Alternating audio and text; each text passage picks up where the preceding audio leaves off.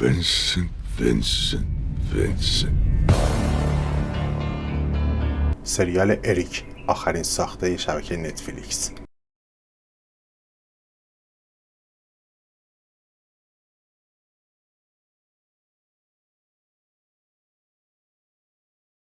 تو این کانال یوتیوب قصدم این بود که سریالای خوب رو معرفی کنم، اما الان تصمیم گرفتم که سریالایی که خیلی بد هست رو معرفی کنم تا بی خودی زمانتون رو صرف دیدنش نکنید. سریال اریک اگه قرار بود یه اسم دیگه بجز اریک واسش انتخاب کنم، اسمشو میذاشتم سریال درهای بسته، سریال چارچوب در. به کرات توی این سریال بدون هیچ دلیلی قاب تو قاب دوربین رو ما میبینیم که هنرپیشه ها رو توی قاب چارچوب در نشون میده، یا درهای بسته یا درهای در حال باز شدن. سریال اریک در رابطه با چیه؟ در رابطه با یه خانواده‌ایه که فرزندش گم میشه و پدر و مادر به دنبال فرزندشونن.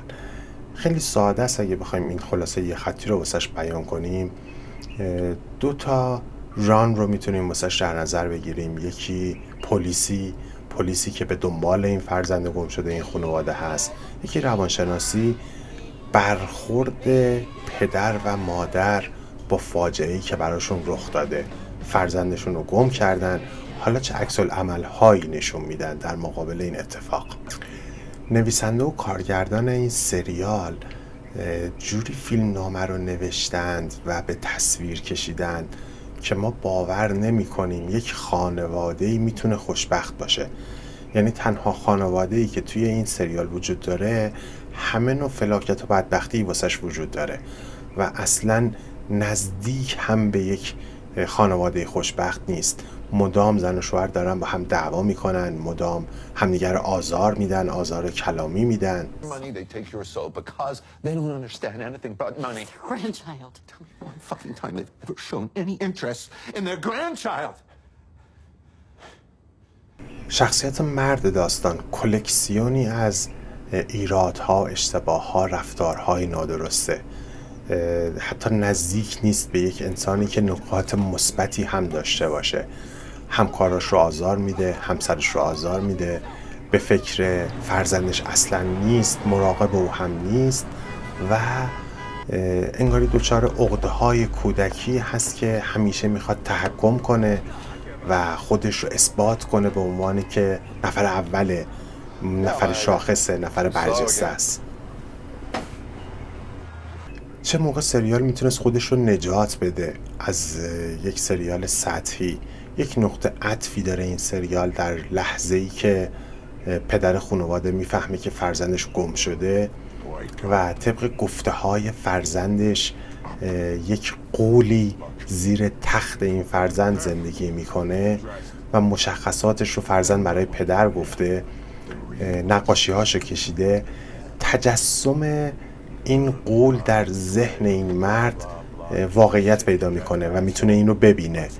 این یه نقطه عطفی بود که میتونست به خوبی ازش کارگردان استفاده کنه، فیلمنامه‌نویس استفاده کنه که حرفهای خیلی عمیقی زده بشه.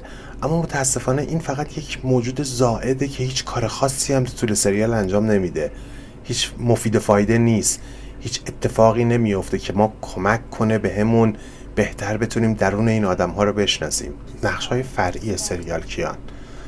مادر خانواده یک معشوقه داره که در عین حالی که همچنان داره زندگی میکنه با شوهرش، با اون در ارتباطه، از اون دارای یک فرزند نامشروعه که بارداره. یک کارگاه پلیس داریم که همجنسگراست. یک تهیه کننده داریم که اون هم همجنسگراست. یک سیاستمدار داریم که اون هم همجنسگراست. یک صاحب کلوب داریم که اون هم همجنسگراست. یه مقداری نتفلیکس انگاری دیگه داره خیلی شورشو در میاره، یه مقداری داره اذیت کننده میشه، انگاری میخواد خفمون کنه با یه سری از سوژه ها. You may not like me, but you need me, Vincent. Not listening. Only you know the way that kid's mind ticks. Not listening. If you get me on the show, the kid'll see it. Get me on the show, and the kid'll come. یک بازیگر خوب، یک فیلمنامه ضعیف، یک کارگردانی ضعیف میتونه یک فاجعه به بار بیاره و اون بازیگر خوب نمیتونه سریال رو نجات بده. در رابطه با سریال اریک این اتفاق افتاده. فیلمنامه داستان خیلی عجیبه. قبول دارم که هر کسی یک جور با غم خودش کنار میاد، اما اینکه پدر و مادر وقتی فرزند خودشون رو گم میکنن، مشروب بخورن، سیگار بکشن، مواد بکشن و شروع کنن به رقصیدن، چیزی نیست که خیلی قابل قبول باشه توسط مخاطب.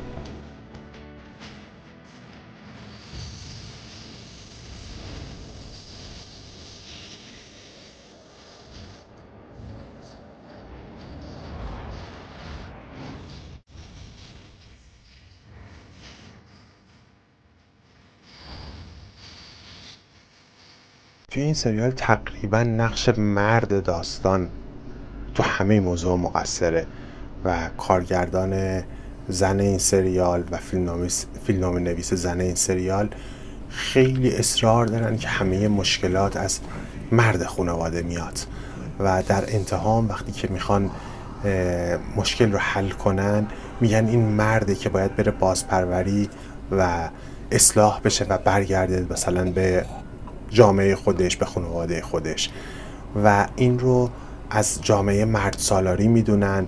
توی یکی از سکانس های فیلم ما رابطه پدر فرزند گم شده رو با پدر خودش میبینیم که اون هم یک فردیه که تحکم میکنه و میخواد بگه که این تحکم کردن به خانواده ها مرد به مرد، نسل به نسل داره منتقل میشه.